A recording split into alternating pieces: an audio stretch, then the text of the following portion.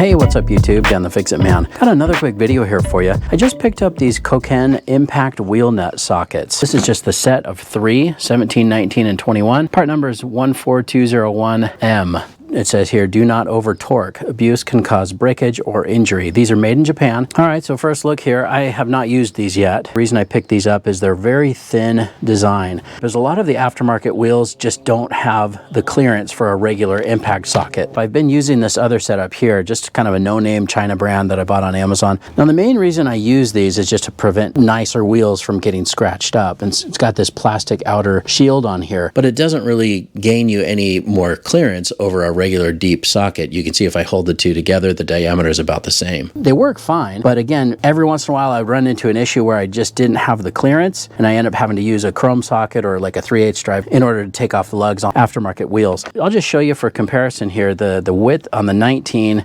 let's compare that to a standard impact.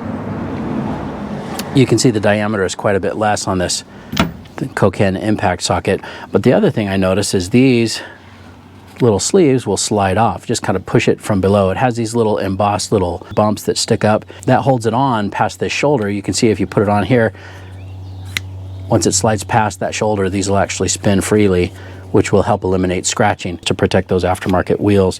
But if you take that off, let's do another comparison. Here, I'm just going to grab this one here. Just a standard impact so you can see the difference. Without the shield on there, it's even quite a bit thinner. Of course, I'll plan on using these with the plastic shield in place as much as possible, just to protect those nicer aftermarket wheels that people are spending some good money on.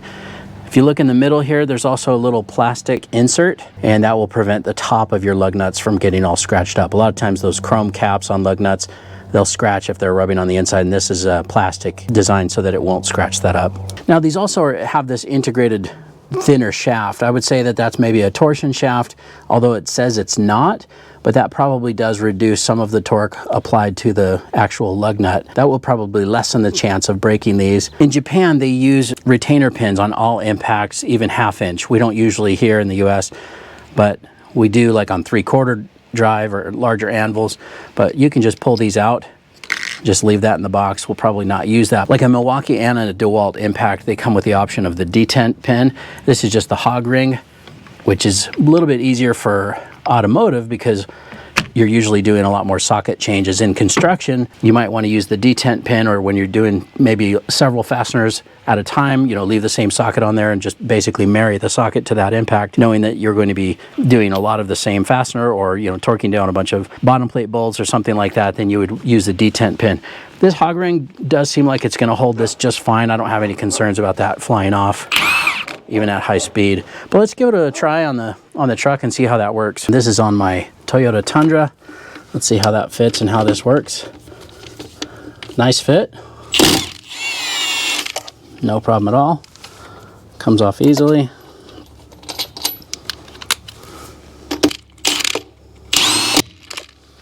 Let's do another one. We'll do this one here.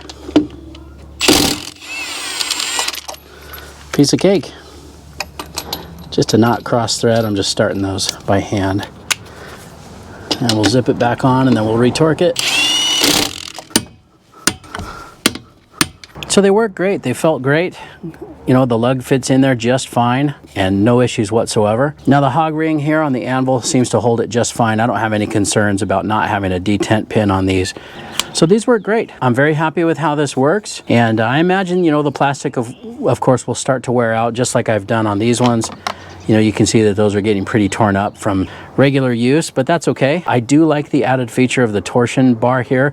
Seems like it'll put less torque, and maybe these will last longer because of that. Standard impacts or deep impact total depth or length, 78 millimeters, and these are 110. So quite a bit longer.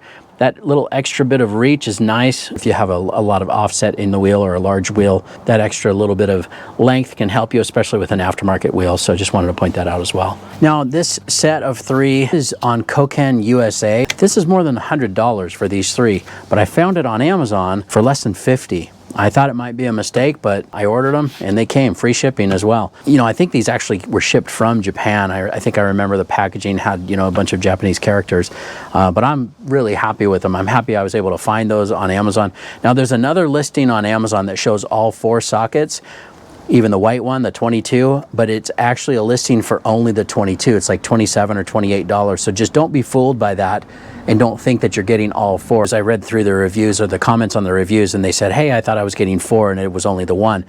Turns out that that is a good price for the 22, so I'll probably order it through that vendor, because on Koken USA, just the 22 I think was almost $50. So in order to complete this set, I definitely do want to get that 22 because I do use this one here. Right now I'm using this one quite a bit on Hondas, like an Odyssey or a Pilot. They do use a 22. Also Chevy trucks use a 22 as well. Now it was kind of interesting as I was just looking at a few of these other sets online. Almost all of the other color-coded lug sockets use blue for 17, but then they use yellow for 19, just like this one here. 21 red, and 22 is almost always green. Now sometimes there's even, you know, a 15 and some other sockets as well, and they use different colors, but I thought it was kind of interesting that Koken used the blue matching the 17, but they switched the red and yellow. Not a big deal, I'm sure I'll get used to that, but after using these for quite a while, I was pretty used to just grabbing, knowing that 19 is yellow, 21 is red, and 22 is green. In this case 22 will be white. Not a big deal at all. It's just something I thought was worth mentioning. And you know, almost every other set did seem to color coordinate almost the same as these, at least these 4 right here. I don't really care that much about that. I just thought I would mention that. It's kind of interesting, but got to retrain my brain. You know, we get so used to grabbing these, but it is nice that they're so bright and that they're labeled here. You can read the numbers on there. But I would buy these if I were you. I would spend your money on these.